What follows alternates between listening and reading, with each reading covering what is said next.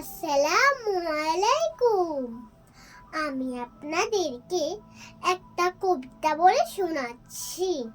আমরা ঘাসের ছোট ছোট ফুল, হাওয়াতে দুলাই মাথা, তুলো না মোদের, দোলো না পায়ে, ছিঁড়ো না নরম পাতা, শুধু দেখো আর খুশি হও মনে।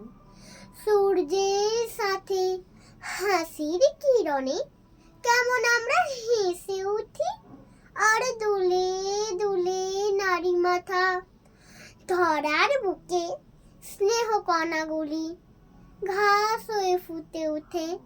আমরা তার লাল নীল সাদা হাসি, রূপকথা নীল আকাশের বাসি শুনি আর দুলি শান্ত বাতাসে যখন তারারা ফোটে।